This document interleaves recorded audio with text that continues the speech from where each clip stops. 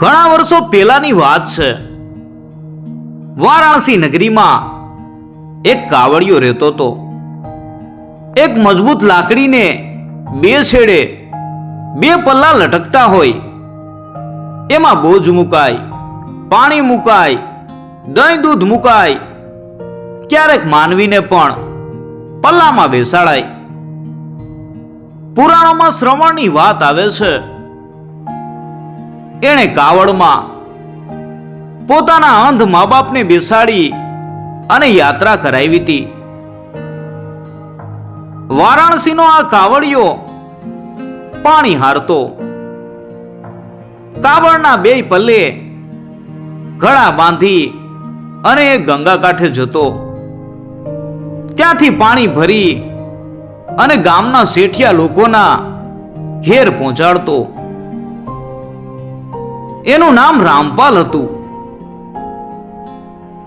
રામપાલ કાવડિયો સવારથી માંડી અને સાંજ સુધી પોતાની કાવડ દ્વારા પાણી હાયરા કરતો.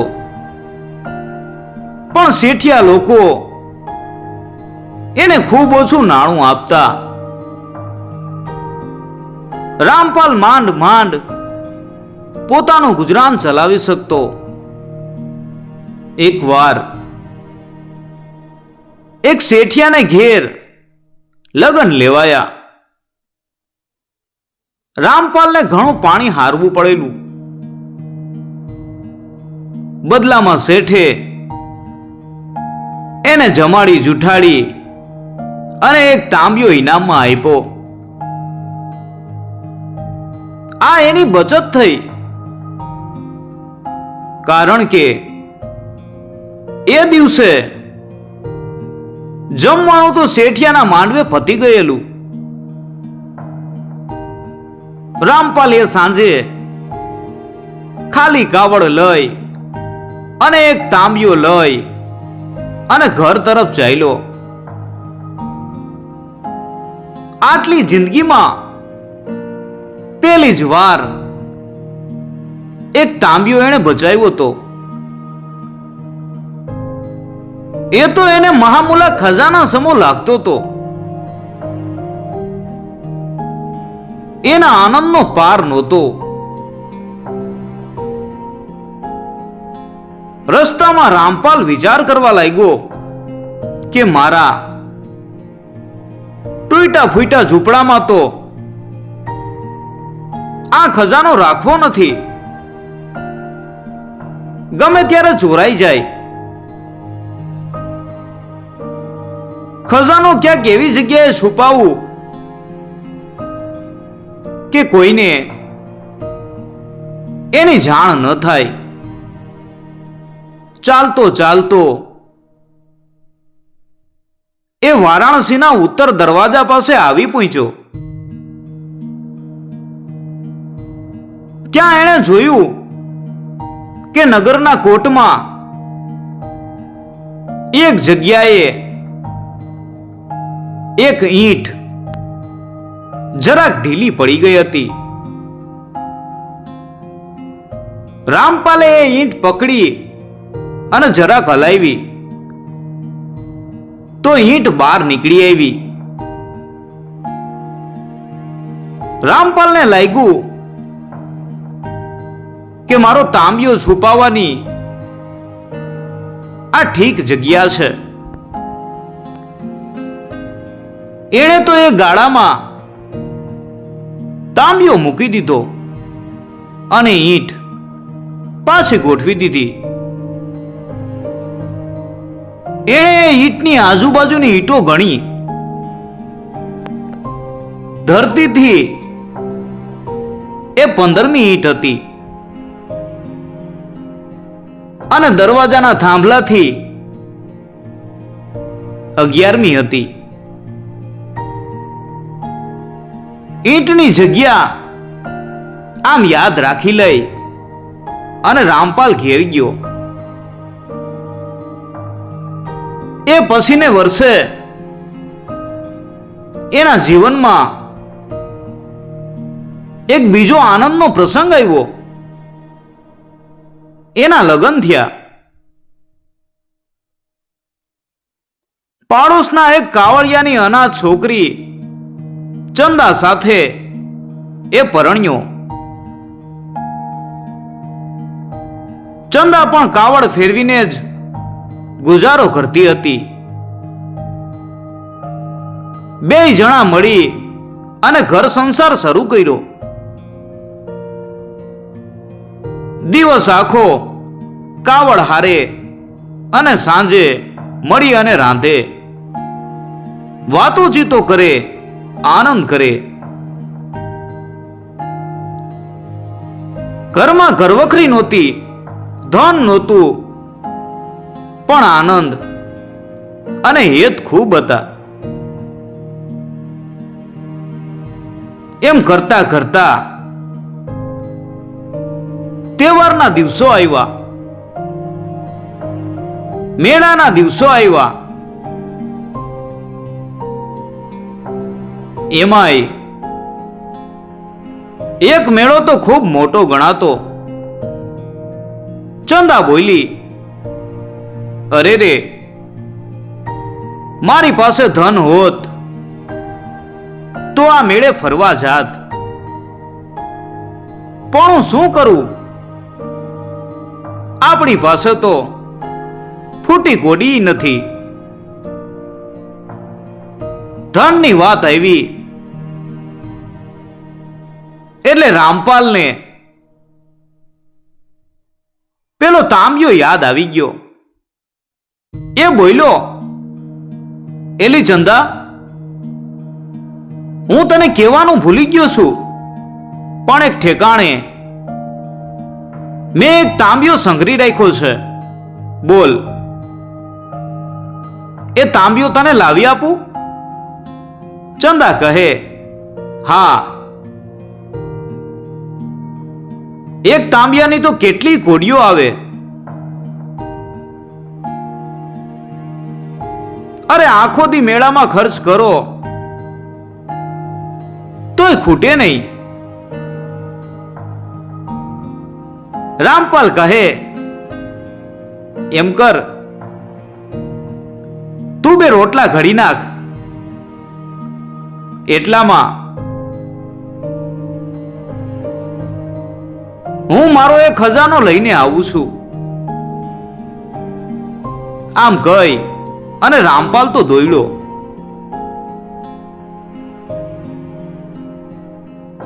એનું ઘર દક્ષિણ દરવાજે હતું અને તાંબિયો એણે ઉત્તર દરવાજે છુપાવ્યો હતો. આખું નગર વિંધીને જવાનું હતું. જલ્દી જઈ ખજાનો લઈ અને જલ્દી જલ્દી ચંદાના હાથમાં મૂકવાનો હતો. ચંદાને ખુશ કરવાની હતી. એટલે રામપાલ તો ગાંડા હાથીની જેમ દોડ્યો.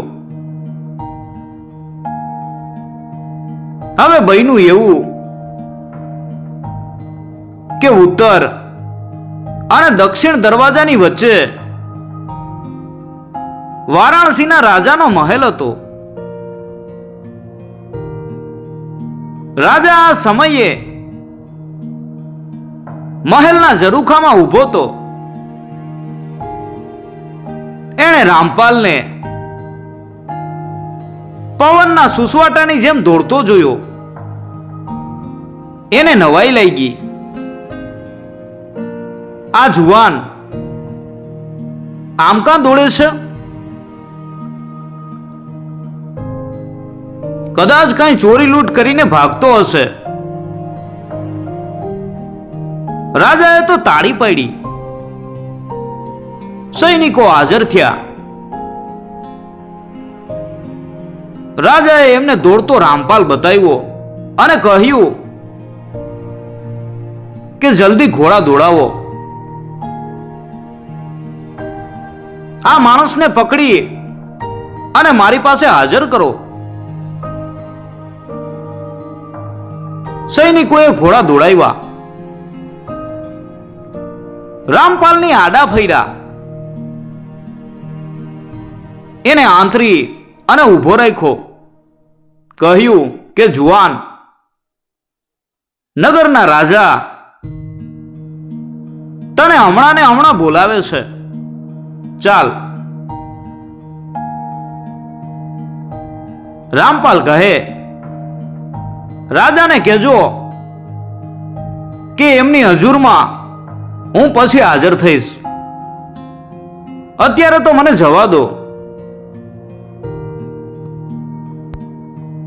સૈનિકો નવાઈ પામી ગયા. એમના ઉપરીએ ડોળા તતડાવ્યા અને કહ્યું, શું બોલ્યો મારા મૂરખ?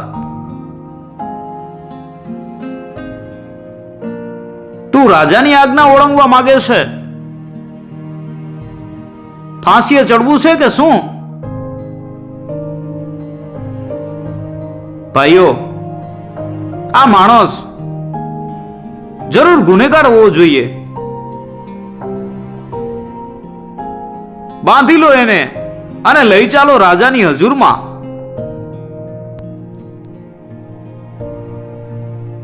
એટલે રામપાલને વારાણસીના રાજા પાસે રજૂ કરવામાં આવ્યો. રાજાએ પૂછ્યું, તું કોણ છે? રામપાલ કહે, હું કાવડિયો છું મહારાજ. મારું નામ રામપાલ છે. રાજાએ પૂછ્યું, સવારના પોરમાં કાવડ હારવાને બદલે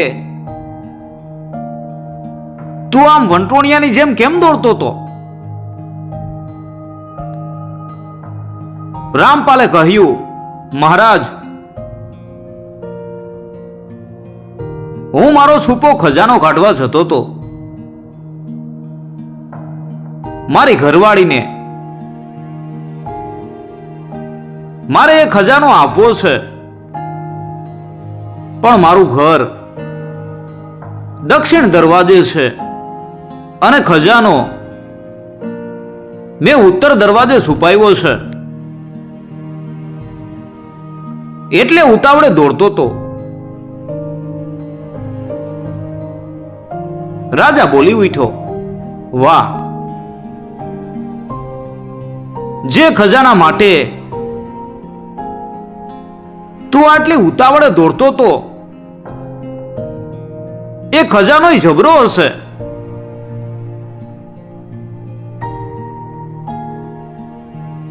શું લાખેક સોનામોરોનો ખજાનો છે? રામપાલ કહે, ના મહારાજ, ખજાનો એવડો મોટો નથી.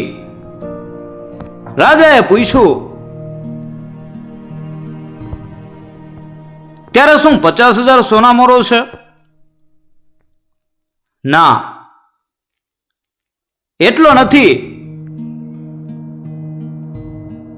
ત્યારે 10,000? ના મહારાજ, તો 100 સોનામોરો હશે. ના, તો શું 10 મોર ખરી? ગરીબ માણસને એ ઘણી લાગે. રામપાલ કહે, ના મહારાજ, મારો ખજાનો એવડો નથી. તો કેવડો છે? રાજાએ આખરે પૂછ્યું. રામપાલ કહે, એક તાંબિયો.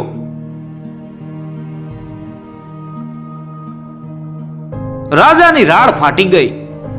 શું બોલ્યો? ખાલી એક તાંબિયો? એને તું ખજાનો કે છે? એક તાંબિયાનું તો શું આવે? રામપાલ કહે, નામદાર મહારાજ સાહેબ, હું આખી જિંદગીમાં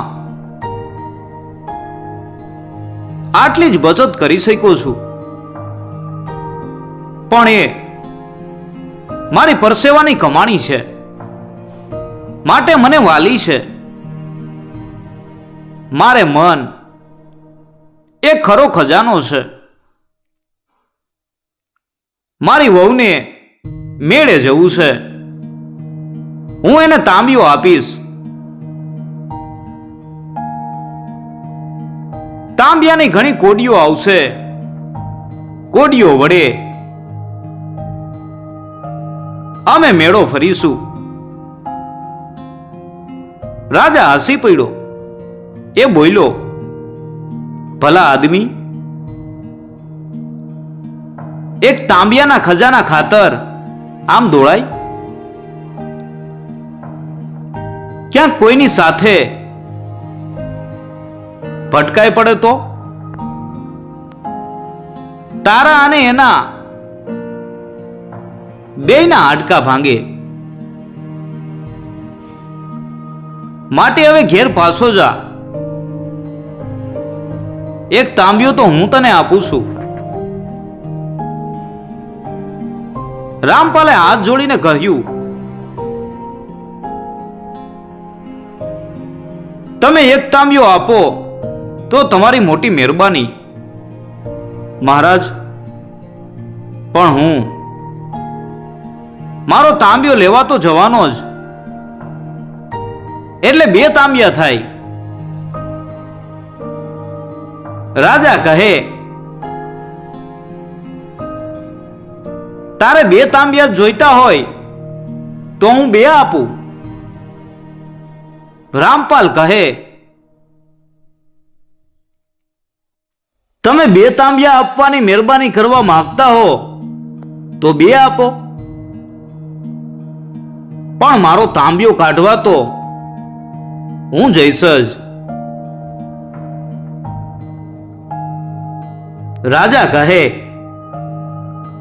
ભલા આદમી, સીધો ઘેર જા.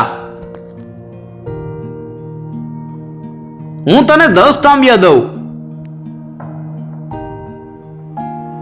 રામપાલ કહે,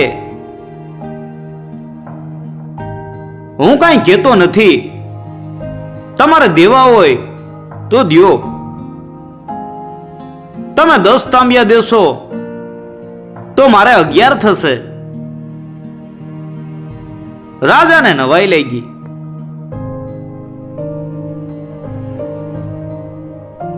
અરે આ મૂરખ, એના એક તાંબિયાને આમ ભૂતની જેમ કામ વળગે? એણે તો એને 100 સોનામોર, 1000 સોનામોર, કરોડ સોનામોર આપવાનું વચન દીધું, પણ રામપાલ તો એક જ વાતને વળગી રહ્યો, તમારી ખુશાલીથી તમારે જે દેવું હોય તે દ્યો. હું તો મારો તાંબિયો કાઢવા જઈશ જ.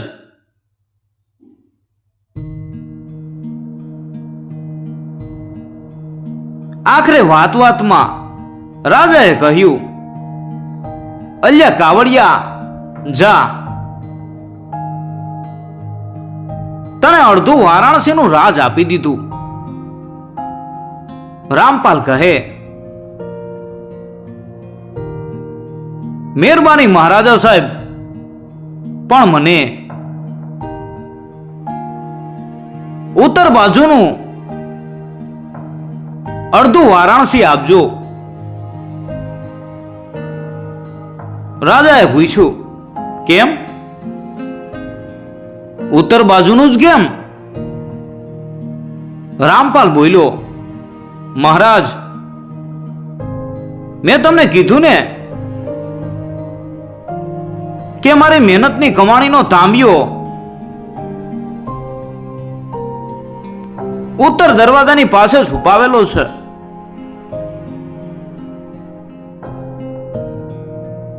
મને દાનમાં મળેલા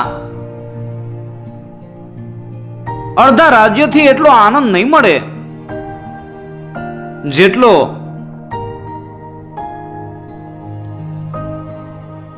એ મહેનતની કમાણીના તાંબિયાથી મળશે.